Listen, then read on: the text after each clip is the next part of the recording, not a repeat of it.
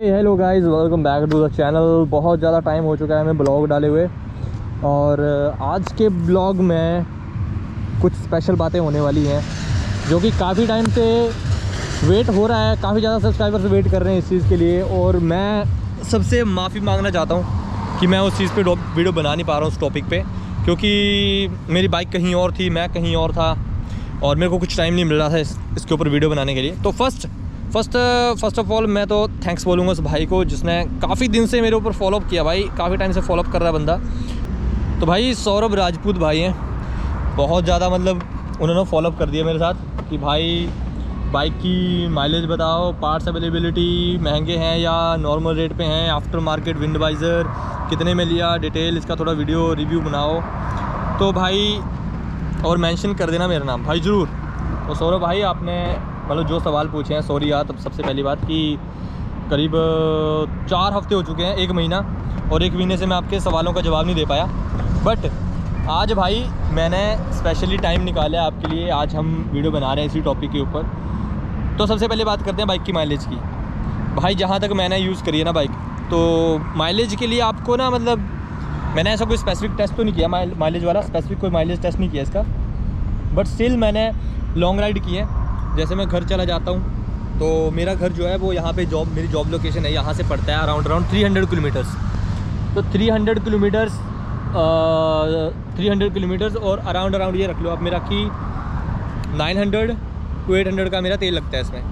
अगर 300 को आप डिवाइड करोगे, 300 डिवाइड बाई 8 तो 37। मैं डिवाइड करता हूँ इसको, मतलब 300 डिवाइड बाई 9 कर देता हूँ मैं एक बार इसको, 33। तो मेरा खुद का एक्सपीरियंस क्या है, मेरे को कितनी माइलेज इस बाइक से मिली है अभी तक, तो वो निकल के आई है 35 to 40। अगर मैं यहाँ कहीं लोकल भी चला रहा हूँ तो लोकल में यार माइलेज कैलकुलेट करना बहुत मुश्किल है। जैसे मैं डेली ऑफिस जाता हूँ, ऑफिस से वापस आता हूँ, तो आपको पता है बाइक हम हमेशा दूसरे तीसरे गियर में चल रही है, चौथे में चल रही है, गलियाँ में मतलब जैसे रोड में छोटे छोटे वो है ना सेक्टर बने हुए, तो उनमें बहुत कम स्पीड में बाइक चलती है, गियर छोटा चलता है, तो क्या होता है कि बाइक ज़्यादा ऑयल कंज्यूम करती है। नॉर्मली मैं आपको बताऊँ तो कंपनी माइलेज क्लेम करती है 45 to 50, बट जहाँ तक मेरा एक्सपीरियंस है, अब राइडिंग स्टाइल पे भी मैटर करता है। अब मैं जब घर जाता हूँ 300 किलोमीटर यहाँ से जाता हूँ, तो मेरा राइडिंग स्टाइल कुछ डिफरेंट होता है। मैं खींच के जाता हूँ, मेरे हमेशा RPM 7000 8000 से ऊपर ही रहते हैं, तो ऑयल भी ऑब्वियसली बाइक जो है वो ज़्यादा कंज्यूम करेगी।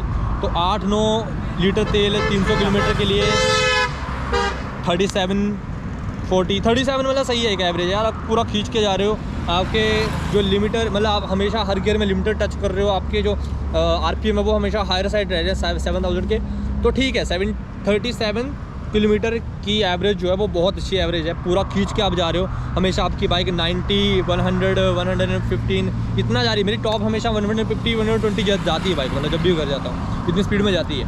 तो अगर इतनी स्पीड पे भी आपको इतनी अच्छी माइलेज मिल रही है 37 kmpl की, तो आई थिंक कि बेटर है, अच्छा है। बाकी मुझे नहीं पता यार बाकी जिक्सर कितना माइलेज देती है और ये क्या कम दे रही है या क्या है, क्योंकि अब ये 4 साल पुरानी है, और जब मैंने ली थी तो मैं इसका सेकंड ओनर हूँ एक्चुअली, फर्स्ट ओनर कोई और है, तो पता नहीं इसके साथ प्रीवियस इसकी हिस्ट्री क्या है, क्या क्या हुआ था।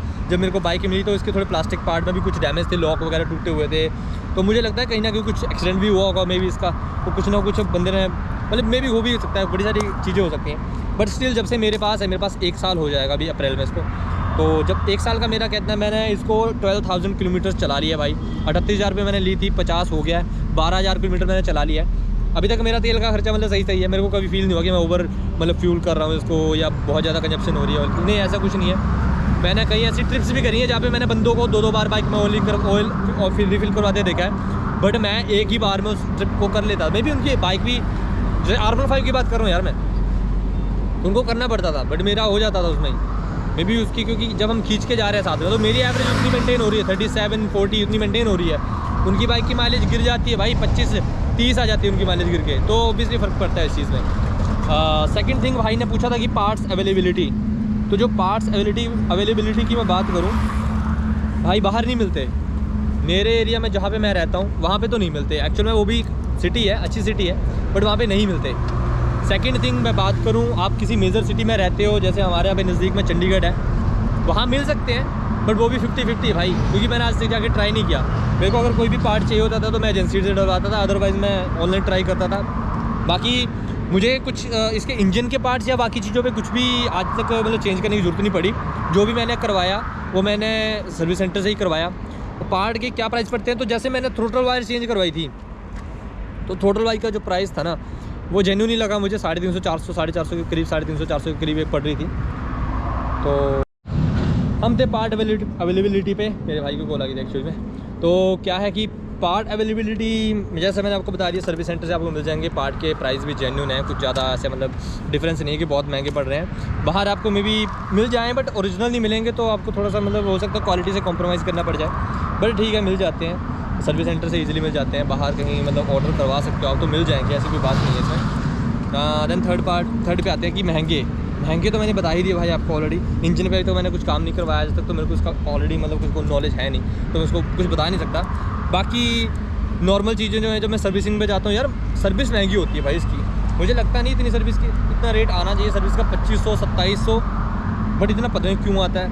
अब वो ऑयल का प्राइस 1300 रुपये डाल देते हैं, लेबर चार्ज 700 रुपये डाल देते हैं। अब भाई 700 रुपये की लेबर ही तुम लगा रहे हो, कौन आएगा तुम्हारे पास? तो मैंने इस बार मैंने सर्विस बाहर से करवाई भाई इसकी। फर्स्ट टाइम मैंने बाहर से करवाई सर्विस इसकी, और इंजन ऑयल मैं खुद का लेके गया था। 550 रुपये का कैस्ट्रोल का 5-in-1 आता है, पावर अल्टीमेट 1 करके कुछ ऐसा है, बहुत तगड़ा वाला है भाई। अभी मैंने चला के भी चेक करी है, अच्छी लग रही है बाइक, स्मूथ लग रही है मेरे को। और पुराने वाला जो ऑयल था ना भाई, 4 महीने बाद सर्विस करवा रहा हूँ बाइक की। 4 महीने से बाइक मेरी घर पे थी, मैं कहीं बाहर था, इधर उधर था, तो मैं राइड नहीं की, मैंने नहीं की। 4 महीने बाद ही मेरे को टाइम भी नहीं मिला बहुत ज़्यादा चलाने का इसका। अभी जब आके मैंने सर्विस करवाई है ना, तो मेरे को अच्छा फील हो रहा है। बाइक में थोड़ी सी स्मूथ सी है, मतलब हल्के से थ्रोटल से भी थोड़ा मतलब दे रही है, मतलब पंच दे रही है कि हाँ मैं जिंदा हूँ, तो मज़ा आ रहा है इस केस में। तो यही था भाई पार्ट अवेलेबिलिटी के ऊपर। और भाई ने पूछा था कि जो आपका फ्रंट ये वाइज़र है, विंड वाइज़र, ये इसी के बारे में पूछा था ना भाई, तो इसका क्या सीन है भाई जी ये वाइज़र जो है वो ईज़िली मिल जाएगा आपको फ्लिपकार्ट से।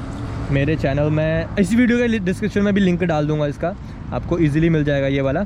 और इंस्टॉल करना बहुत इजी है भाई। पुराने वाले ये वाले 2 नट खोल दो, ये वाले एलन की से खुलेंगे, पुराने वाले को निकाल दो, नए वाले को इंसर्ट कर दो। बट ध्यान रखना इनके नीचे ना, इसके नीचे एक रबर लगी होती है, रबर का वो है, ठीक है, नट टाइप रबर का, तो वो गिर जाएगा, दोबारा लगाना मुश्किल हो जाएगा। तो थोड़ा सा वो आप ध्यान रखना कैसे लगाना है। मैंने तो लगा लिया था भाई, ज़ोर तोर से ही लगाया वही, तो लग जाएगा, इसलिए कोई दिक्कत नहीं है।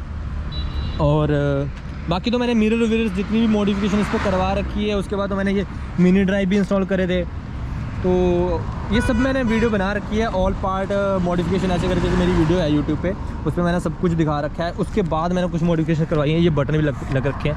मैंने जो अपना फ्लैशर है, फ्लैशर का बटन मैंने पीछे भेज दिया यहाँ पे। मेरा जो मिनी ड्राइव है उनके 2 बटन, मतलब येलो और वाइट कलर यहाँ से चलता है, और रेड कलर जो मेरा वो नीचे वाले उससे चलता है, नीचे वाले बटन से चलता है।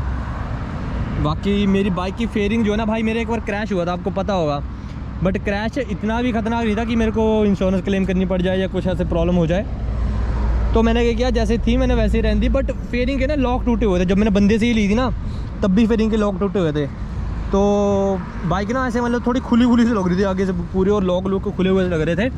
तो मैंने क्या किया भाई, जो एक ये काले वाले नट स्क्रू आते हैं ना, मे भी आपको दिख नहीं रहे होंगे क्योंकि कलर मैंने मैच कर दिए, ब्लैक वाले स्क्रू लिए थे उसको, तो मैंने प्लास्टिक के साथ लगा दिए भाई स्क्रू। तो इनसे ना मेरी बाइक बिल्कुल परफेक्ट दिख रही है। पहले जब मैं कहीं ऊबर खाबर से निकल रहा हूँ तो बाइक आवाज़ करती थी क्योंकि ये लूज़ रहते थे।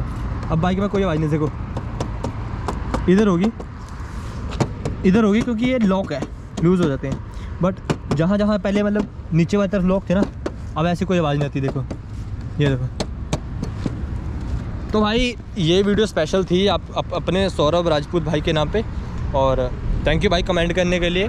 और भी भाई किसी भी भाई को बाइक के रिलेटेड कुछ भी जानना हो ना, तो वीडियो पे कमेंट करो, आपका भाई ज़रूर वीडियो बनाएगा उसी टॉपिक पे, और आपका नाम भी मेंशन करेगा। तो ठीक है भाई, थैंक यू सो मच इस वीडियो को देखने के लिए। सर्विस से रिलेटेड मैंने एक और वीडियो बना रखी है, उसमें आपको दिखाया क्या प्रोसेस थी, कैसे चेंज किया था। तो चैनल को सब्सक्राइब करो, वीडियो को लाइक करो। देन बाय बाय, दोबारा मिलते हैं।